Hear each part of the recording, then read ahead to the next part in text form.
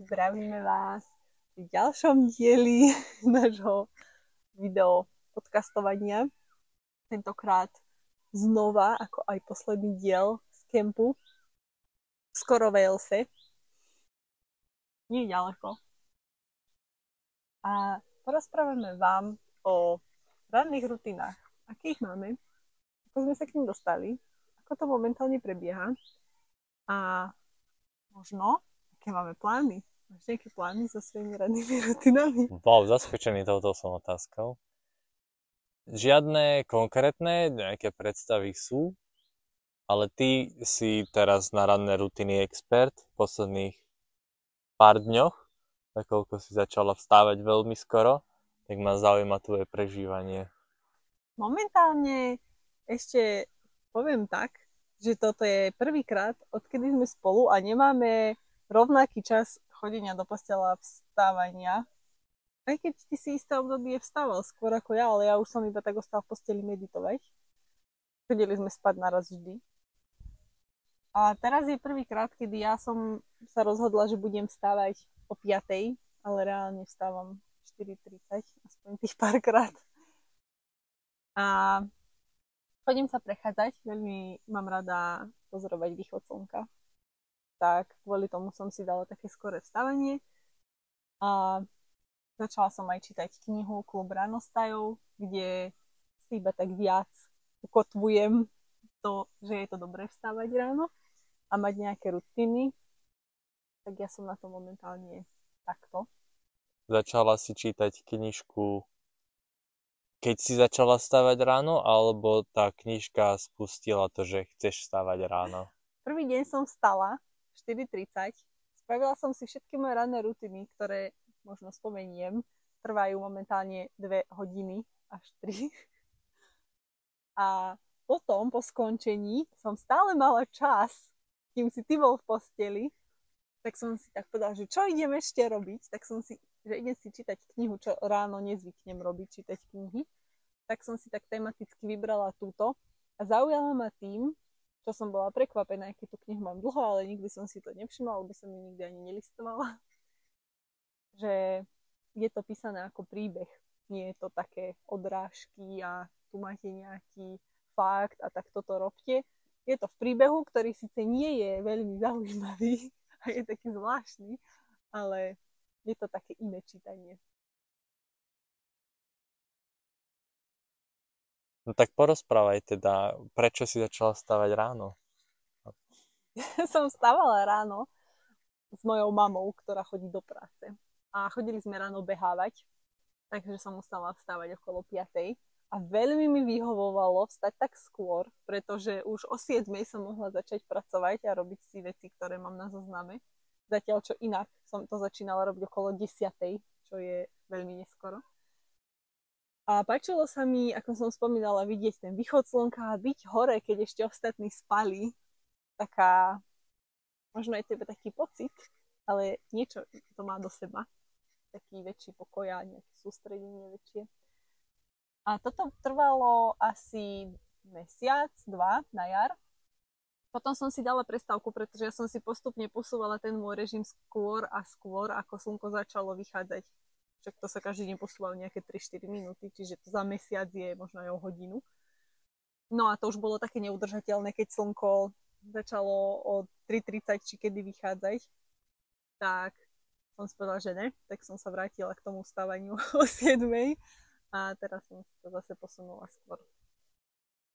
Tak ja vlastne vstávam a v rámci tých mojich ranných rutín mám vždy prechádzku a teraz tú prechádzku tak si tu ujem, aby to pri tom východe slnka bolo.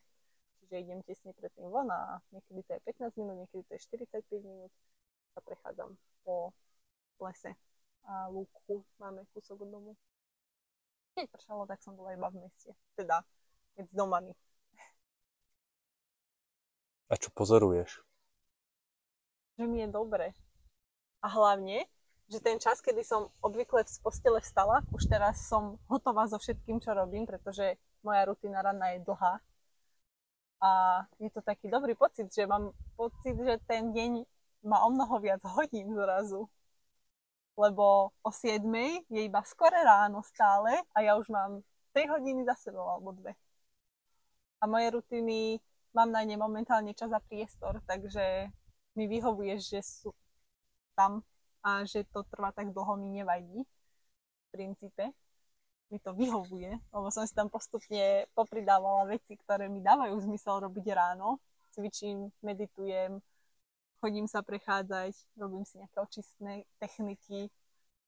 A ono sú to veci, ktoré sú super, no len keď už človek chce cvičiť nie 5 minút, ale 30 minút a meditovať nie 5 minút, ale 30 minút, tak všetko to trvá nejaký čas.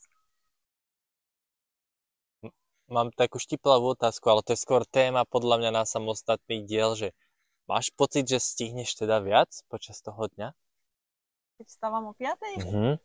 Myslím si, že áno. Dala som si taký režim, že sa snažím všetko z toho môjho zoznamu úloh spraviť do 12.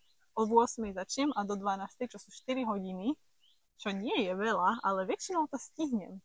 A predtým som mala pocit, no, čo chceš povedať? Vidíš, že sa mračíš? Mne to tak, lebo si hovorila, že si naplánuješ veľa vecí aj tak potom na konci dňa si sila, že si spravila.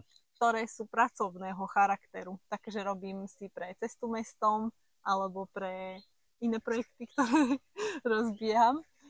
Tak také tie pracovné veci do 12. A potom, áno, mám na tom zozname niekedy aj, že napríklad variť alebo iné. A to už nepovažujem za že by som to musela stihnúť do tej 12.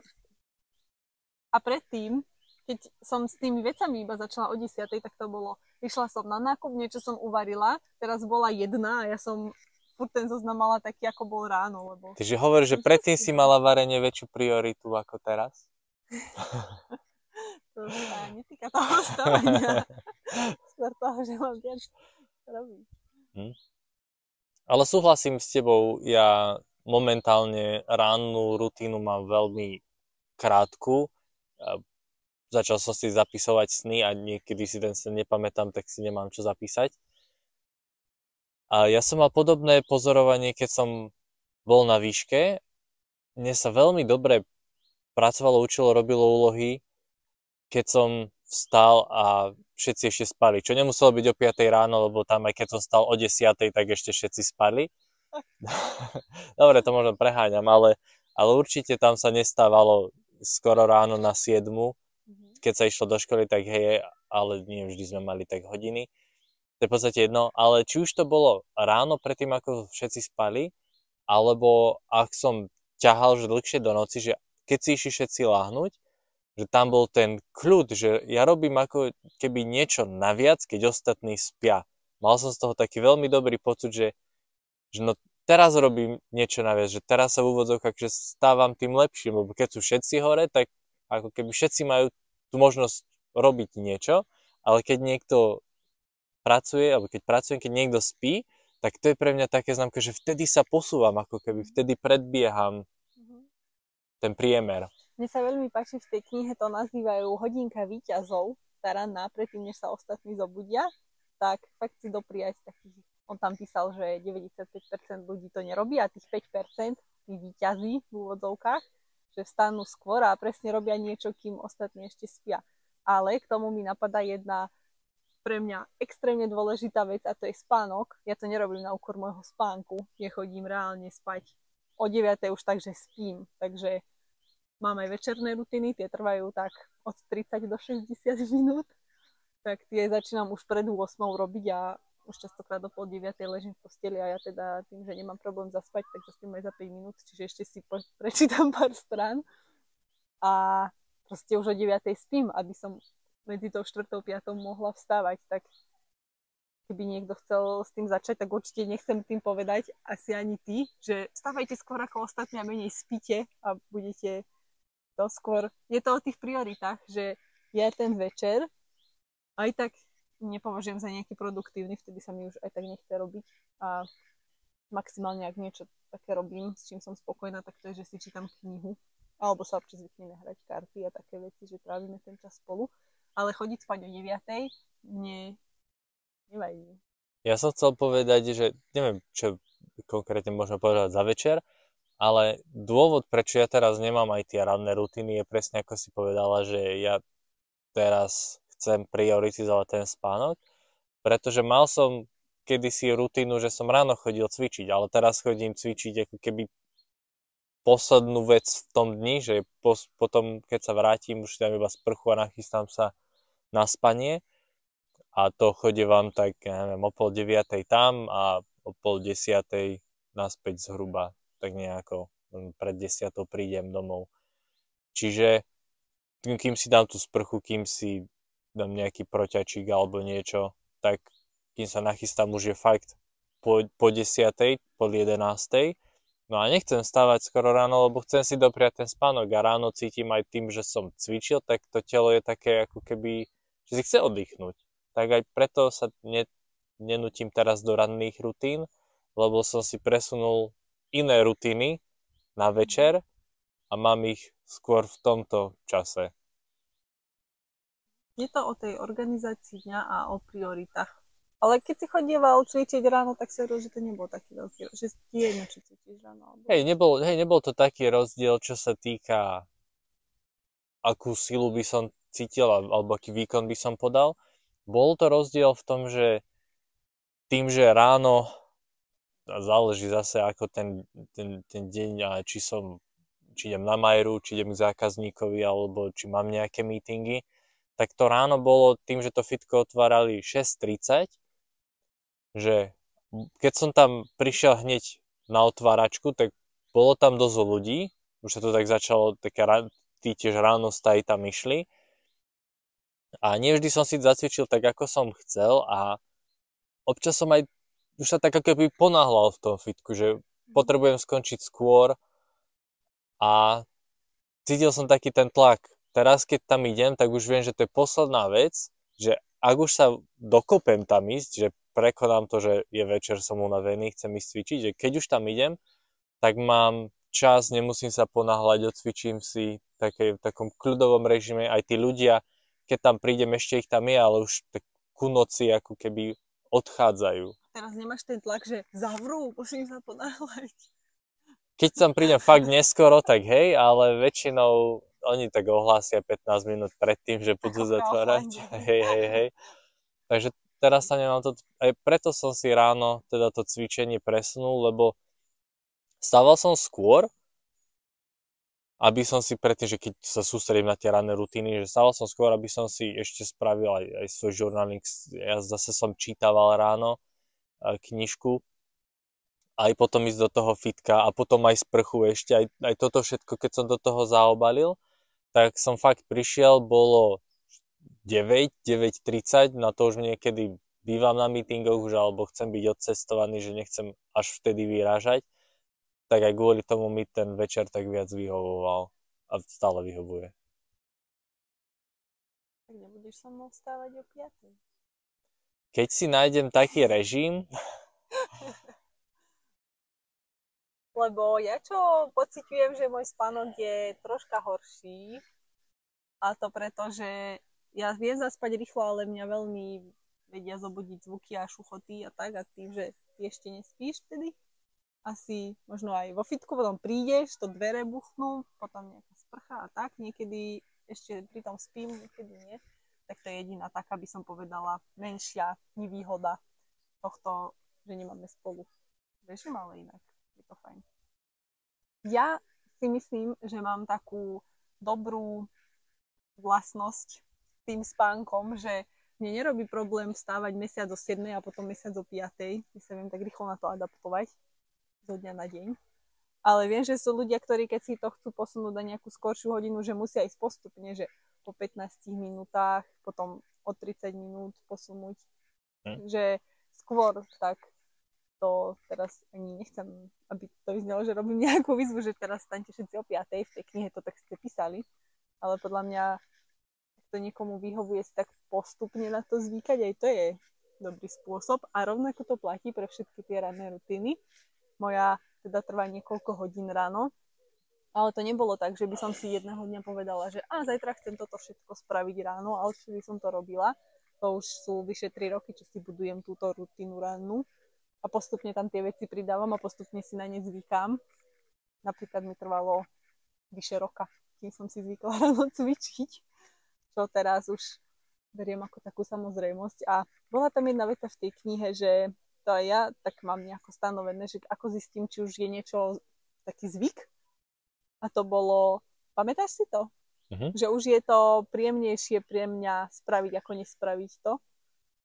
Tak aj to sú veľkú väčšinu z tých vecí ja už mám tak aj zautomatizovaných, ale tak som si to neprivykla, že už by mi to bolo naozaj horšie, keby som tie veci vynechala, ako napríklad to ranné cvičenie. A to si pamätám, že boli dni v desiatkách, vyše 100 počas toho roka určite, keď som sa ráno prinútila cvičiť iba 1 minútu, iba za to, aby som si nejaký ten zvyk vybudovala a potom som začala predĺžovať ten čas, keď som na to bola navyknutá. Tak aj to patrí podľa mňa k tým ranným rutinám, že tiež to nie je také, že by som si jedného dňa napísala, čo chcem všetko robiť a hneď to začala robiť. Je taký postupný vývoj a toto je momentálne, kde som v tom ja, kde si v tom ty. Ale u teba sa to tak viac mení, by som povedala. Ja mám tie rutiny také, že proste ich mám. Odkedy sme sa spoznali, možno tam nejaké pribudli, ale stále boli dlhé a boli také podobné, ako sú. A u teba mám pocit, ale tak môžeš povedať, keď niečo k tomu chceš, že ty máš také obdobie, že máš to tam, nemáš to tam a tak. A ešte k tomu mi napadá jedna vec, že aj tu, keď sme že v kempe, tak ja som si myslela, že tu tie ranné rutiny nespravím, aspoň nie všetky, ale v nejakej forme ich tu robím. No ráno cvičím jogu, síce nie je to také ako doma, je to fakt pár minút a je to skôr také tie pozície zo stoja, ktoré sa robia, lebo toto máme v stane, takže to tu nebolo vonku. Ale aj to cvičenie sa dalo spraviť, aj otužovanie, bola som tu v tom potôčiku. Aj meditáciu, však to sa mi tu meditovalo možno ešte lepšie ako vnútri, ale jednoducho všetky tie veci sa dajú spraviť, aj keď to prostredie je o dosť iné. Dajú. A máš pravdu, ja si to tiež na sebe všímam, že nie som taký stabilný v rutinách. A pre mňa to všetko závisí aj od okolností. Viem, že keby chcem, tak tie rutiny si dám, aké by som chcel mať. A vedel by som sa im tam prispôsobovať. Ale podľa mňa všetko závisí od toho, koľko má ten človek priestoru a ako si ten deň vie naplánovať. Pre mňa je veľmi také dôležité a kritické pri hocičom, aby som mal takú rutinu, ale teraz nemyslím nejakú konkrétnu aktivitu, ale človek by mohol nazvať, že taký stereotyp. Že keď som doma medzi služobkami na mesiac a pol, tak sa viem do niečoho ako keby tak dostať, ale potom mám týždne, kedy som rozlietaný a vtedy sa mi tie veci ako keby tak, no, akože asi by sa, určite by sa dali, ale tá organizácia dňa je taká, že mi to tam v podstate nevyhovuje, tie ranné rutiny, hlavne večerné rutiny, to keď som na služobkách, to no, zase chcem byť aj sociálny, ale čo som chcel ja k tomu povedať, že čo je taká priorita, čo je taká hlavná čo som chcel tým povedať, že tá ranná rutina by mala mať nejaký cieľ, nejakú hlavnú pointu a ja mám stále takú rannú rutinu, ktorú robím furt a vždy a tým som ja začal budovať si svoju rannú rutinu a to je tým, že ja som sa ráno zobudil, dobre, nie možno v prvom momente, ale som sa napil pohára čistej vody. Že niekedy som to spravil, keď som prišiel do kuchyne, niekedy som to spravil, keď som to mal vedľa postele. A vieš, že teraz som na tým akurát rozmýšľala, že toto ešte poviem, že ale čo na tebe pozorujem už dlhodobo, že staneš a že sa napiješ. No. To robím aj ja. No a to je presne taká tá jedna vec, ktorá mňa ako keby tak mentálne na ten deň tak nastaví, že ja sa pozriem z toho balkónového okna von, kuchynského okna von, tam popozerám záhradu, napijem tej vody, občas som vonku s tebou. A to je pre mňa tá rutina, to je taký ten core, od ktorého už potom sa odvíjam. A ak kdokoľvek chce začať s rutinami, podľa mňa presne takto by sa malo začínať s rutinami, že úplne s takouto drobnosťou. To bol aj môj prvý krok, pohár vody No. v posteli hneď.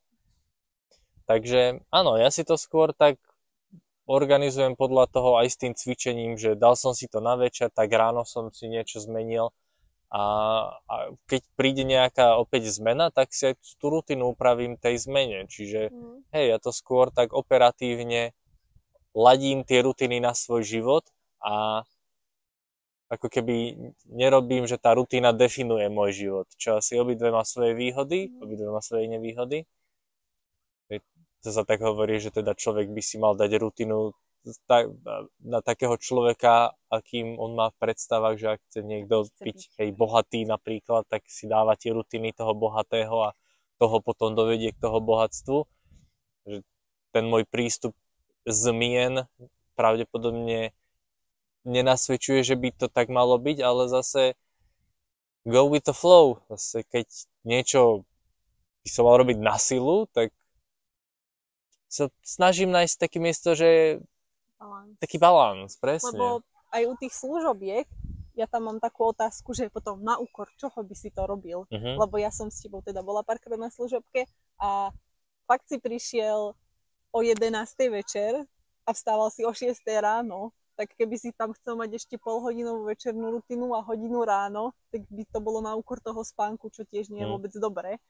Ale potom ja keď niekedy mám teda také, že z nejakého dôvodu tie rutiny vynechám, napríklad, že som chorá alebo čo, tak sama už sa vyslovene teším na to, že keď ich budem môcť zase vykonať, že ja už cítim, že som na to dosť navyknutá na tento spôsob.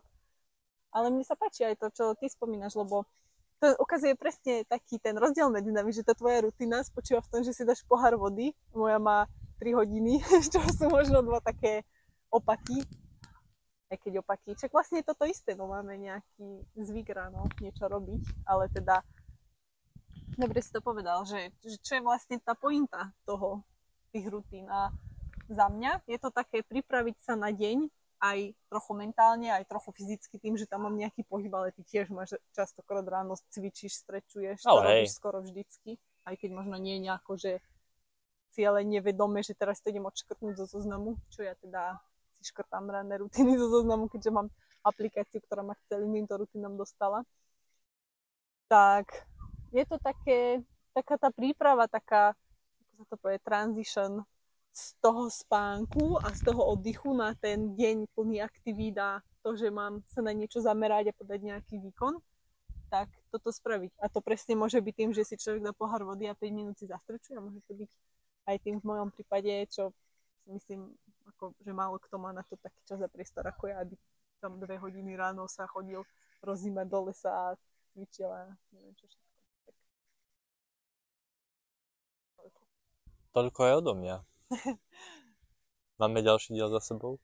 Myslím si, že máme. Výborne. Dúfam, máme novú techniku, tieto mikrofónky pekné. Tak snáď bude zvuk lepší ako naposledy, ale teda sme si vedomi toho, že to nie je dokonalé, ale robíme to iba tak, že nás to baví, tak spontánne sa natáčame, ale už sme investovali do prvého vybavenia, tak hádam, to bude trochu lepšie. Tak, znova na budúce. Čaute.